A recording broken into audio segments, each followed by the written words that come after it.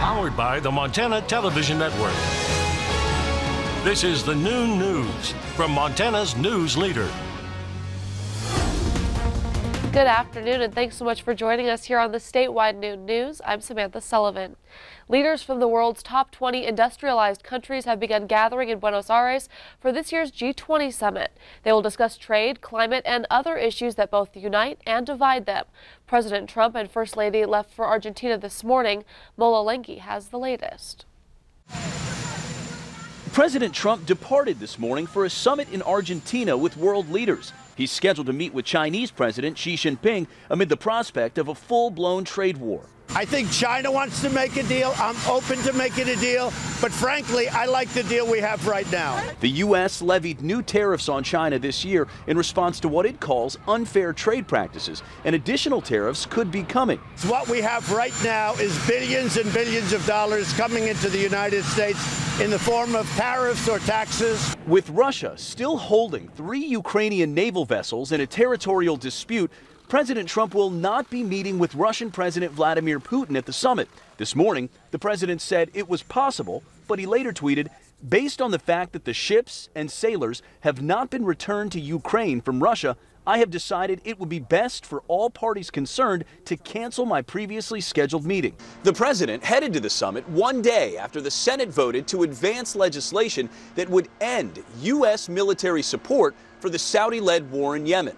Lawmakers are pushing back against the president's defense of Saudi Crown Prince Mohammed bin Salman. U.S. intelligence has concluded he at least knew about the plot to kill Washington Post contributor Jamal Khashoggi. The way the administration's handled the Saudi Arabia event is just not acceptable. The president has said he would meet with the Crown Prince in Buenos Aires, but there is nothing on the schedule. Mola Lengi, CBS News, the White House. Now, the Trump administration has promised to veto any effort to end U.S. military support for the Saudi-led war in Yemen. Closer to home today, TransCanada, the firm behind the Keystone XL Pipeline, will be allowed to proceed with limited activities on the project. The decision came from federal judge Brian Morris, who earlier this month blocked further work on the controversial pipeline until further environmental analysis is completed. Wednesday's ruling means TransCanada can continue to work with potential contractors and landowners. The judge agreed, though, with the two opposing parties, TransCanada and the Northern Plains Resource Council, who okayed a list of pre-construction work that can proceed. And the NorthWestern Energy call center in Butte received more than 80 reports Wednesday from all across the state, claiming a scammer was attempting to extort customers. Utility officials said the callers are threatening to shut off service unless immediate payment is made on bills. One call came to a government office in Stillwater County. The caller claimed he had an emergency and was from the utility company, but when he was told he'd reached a government office, the scammer hung up.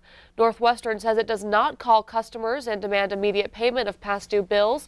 The utility says it provides multiple past due notices before terminating service. If you do get a cancellation notification, always verify it by dialing the customer service number on your utility bill. In other news, an early morning fire that broke out Wednesday at a downtown Billings auto shop also damaged the other 2 businesses housed in the same building. Damage totals an estimated $750,000. A majority of the damage was done to Core Automotive, resulting in severe structural damage to the building. The other 2 businesses, the Habitat for Humanity Restore and the Grindhouse Martial Arts Academy, received heavy smoke damage. Jim Mullihan, Executive Director of Habitat for Humanity, says their store will be closed indefinitely due to that damage. It's very unfortunate. Our Restore is a fundraising arm to building homes for low-income families here in our community, but we will press forward, we'll go forward. We've already received a wonderful outpouring of support from the community, so that's very heartwarming, especially this time of year, when we're trying to build homes as fast as we can with winter coming, and so we're just really grateful for the support of the community. Now, the cause of that fire is still under investigation. And now we'll turn things over to Ed in the Weather Center. Ed, we're getting closer to December, so what does the change in seasons mean for the weather? Boy, it looks like it all comes just like with a flip of a switch for a good part of the state. As yesterday, we looked at above average temperatures for this time of the year. A lot of readings hitting the 40s and 50s into the afternoon. And other than the wind, it was pretty pleasant conditions, the breezy conditions across the eastern portion of Montana.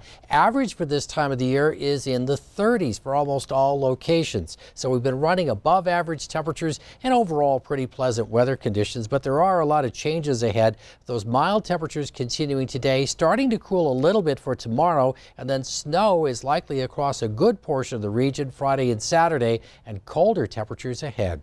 More of the details on that coming up. Thanks, Ed. Well, Missoulians could be paying a lot more in fees if you don't shovel your sidewalks, thanks to an amendment approved by the City Council. If the city receives a complaint of someone who has not removed the snow and ice from their sidewalk, officials will check and issue a notice of noncompliance.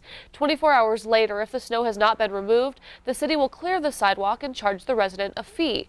In the past, an employee from the Missoula Development Services would take care of the removal, but now the city will contract the removal out to a third party, which could cost homeowners more. With a fee of anywhere between $325 an hour, many of our clientele who receive our volunteer services, if they were to be fined that, there's no way they could afford that. That is a huge proportion of their monthly income, which is part of the reason they rely on our services. However, because we are volunteer based, I cannot guarantee for every person that calls needing a volunteer to come shovel that we can get one to them by 9 o'clock. Now, the city says that the amount of offenders who actually have to pay these fees is not a very large amount. They only fined 9 properties last year.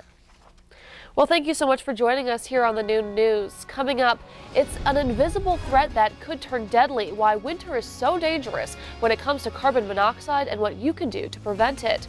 But first, Ed says that winter weather is moving in. His full forecast is up right after the break.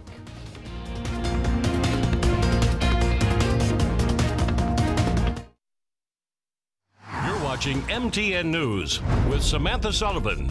Storm Tracker weather with Ed McIntosh, and farm and ranch news from the Northern Ag Network.